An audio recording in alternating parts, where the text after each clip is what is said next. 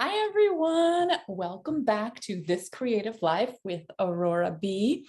I just want to catch you all up this time on some updates with my art and my print on demand, which is the current focus of this channel, although I might branch out into some different things. So I realized today was about 2 months, maybe to the day 2 months, since I posted my first digitized design on Redbubble and Society6, apart from about one or two designs that I had posted over 5 years ago and never looked at and never advertised. So I promised that I would give you all updates on how that was going so that we could be on this journey together. And I think I am pleased to say it's pleasing for me that I have made approximately $128 from Redbubble and Society6 together in the last 2 months. So far, however, I have to say all of the purchases are from people I know. And Redbubble especially is really good at showing you where the traffic is coming from. And pretty much all of it is coming from my personal social media account, not even my more public social media accounts, or Google or anything else. So my hope, of course, is that eventually the algorithm will catch up and things will start to show on Google. I do spend some time focusing on tags.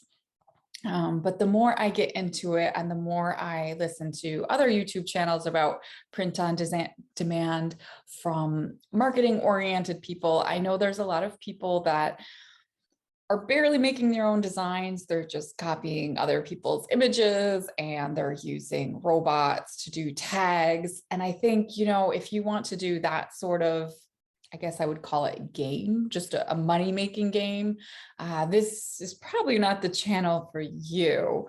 I feel like it's sort of two separate things, and I know there are some people in the middle, but I am trying to do the best I can to make quality designs right now for my Redbubble and Society6. I'm focusing on these watercolor designs. I'm using rasterized images, not vector. So for those of you that know or may not know, vector would be the sort of thing on on Adobe Illustrator, and that image can go as big as possible. It's usually just down to 4 or 5 colors maybe, and then in the rasterize you have the whole color palette, but if you blow it up, it will be pixelated, so you have to be very careful about image size.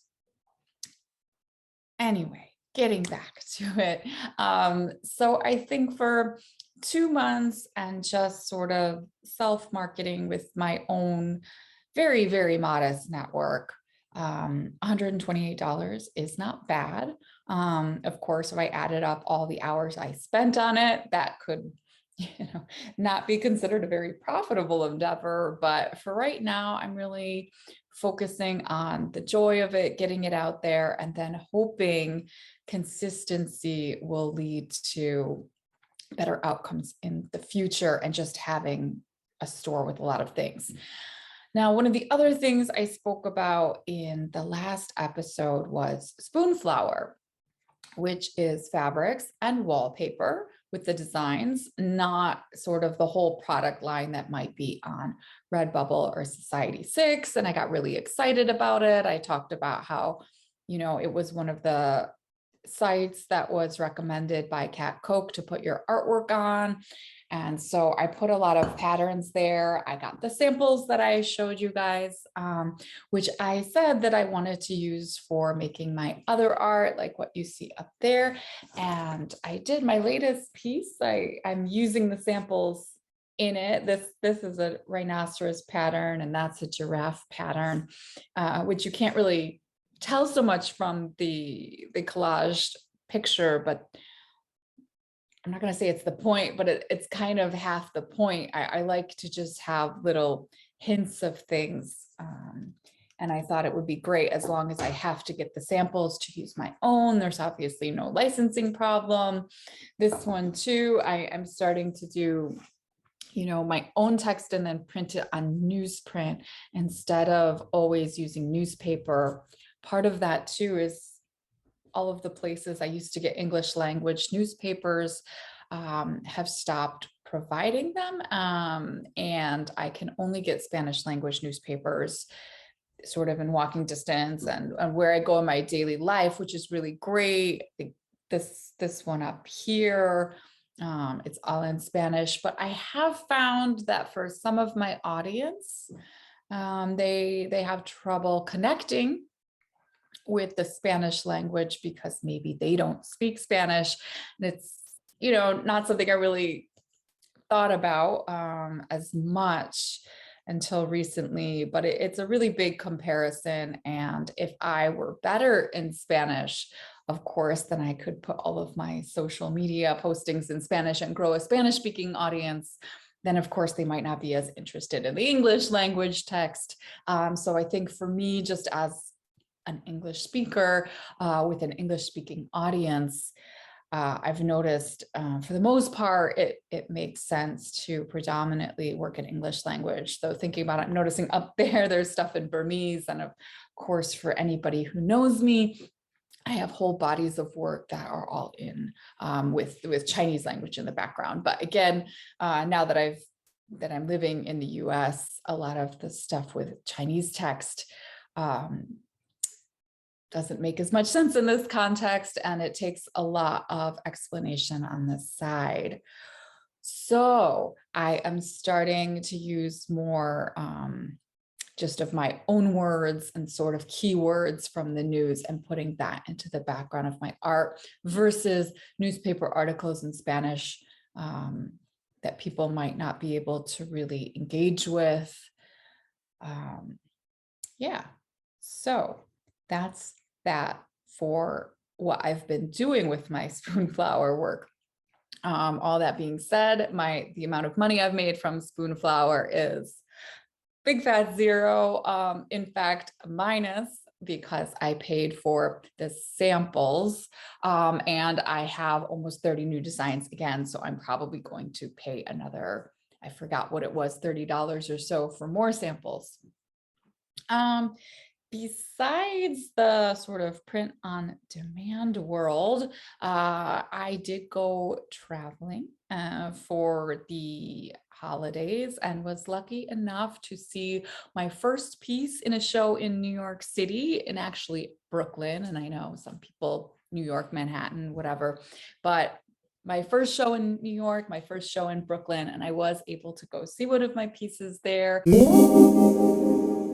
which was super great, and then go see some exhibitions while I was out there. And then I've sort of upped my pattern skills, I will say. So you've seen my work on the last couple of times. I was taking my watercolor animals and I was making them into a pattern. They're sort of with an angle offset, maybe playing with the colors, the background colors, but I decided to take another course on Skillshare, and this one was by Mel Armstrong. It's called Creating, I'll put the text up here. It's a drop repeat pattern, a half drop repeat pattern, and that has really changed things for me. So I went from making my kind of single animals to starting to make much more complex patterns. First one was really inspired by the fact that I wanted to make myself a space pattern because I have a nursery for my expectant child. And it was in a woodland theme for 2 years while I did not have a child. And then I was looking at it and I'm like, I'm sick of looking at you. I need to redo some of this at least. And I decided I wanted to do a space pattern, which really pushed me to do it because I've been thinking about learning more complex patterns. And I just decided, well, I want this pattern, so I'm going to do it so that I can have this pattern. And I made a repeating space themed pattern. Of course, instead of painting one image, this meant I painted, half dozen. But I was really pleased with the outcome, as time consuming as it is. And then I was inspired to start making more complex patterns. I took my tiger, I made it into a Lunar New Year pattern. And I made a feminist pattern inspired by Spoonflower's design challenge, which was for vintage tins.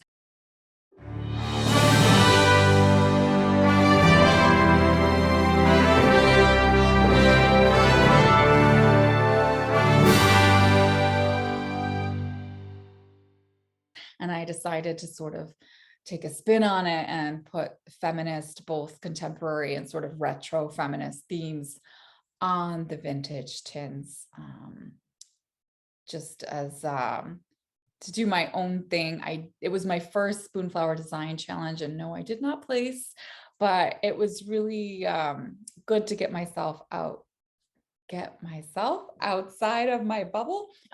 It's sort of like being back in art class where there's a teacher and they give you an assignment and you take that assignment and you make it your own. And while I like to be self-guided most of the time, I really recommend the Spoonflower design challenges, just to give you some new ideas and to then prompt you to make new designs in a timely way. So I've done about 3 patterns now for the design challenges. Only one of them has closed where I did not place. There's one up now for the Lunar New Year, and there are it looks like hundreds and hundreds of designs, and many of them are fabulous. So I don't know if I'll place, but it is good to inspire me. The next 2 coming up, I don't know if I'm inspired about the theme, and I've sort of thought of things I could do, but then I think I can also use my time doing other things. And I think time management is something I've really had to think about, especially expecting a kid in a few months. So while I want to be doing all of the design challenges for Spoonflower, and each one between the painting and then digitizing and making would probably, take 20 or 30 hours. I also want to do my other art, like this piece, especially reflecting on where we are in COVID, sort of an ongoing pandemic series. I want to be having exhibitions, and right now I'm in an online exhibition in Los Angeles. There was another in-person exhibition, well, 2 I was supposed to be involved in this month or next. One of them kind of totally got postponed, and the other one is going to get postponed and go online. So it's just the reality of what is happening now. Things are going down. And anyway, for time management reasons, I don't think I can be doing every Spoonflower challenge that comes along. They're weekly, and create the other watercolor art and designs I want to make. I've been doing holiday dogs for friends, and also my other art, and also get it in my art in exhibitions, and then also be promoting Redbubble, Spoonflower, Society6, and then maybe have a life, maybe. So I don't know where I'll go with the time management thing. I might try to do some series on that. Clearly creating these YouTube episodes also takes time, and I'm not sure how often I will do them, but I'm pretty sure I won't have that many subscribers at the beginning. So probably by the time you're seeing these episodes, if you ever see them, I'll either be doing them more regularly because it's become a thing, or I'll have stopped completely and there'll just be some relic that sits here until I do have time to pick it up again. Even if I do 1 episode a year, though, why not? That's what I say. I think a lot of things, when I see the people that are doing well on Spoonflower, and Redbubble in terms of actual art. I'll say actual art. I mean, people that are doing more than stealing other people's art. A lot of them, they are doing well because they've been on those platforms for 10 years, 15 years. Same with Etsy. And I put 2 things on Etsy, but I don't know if I have time to take that on as well.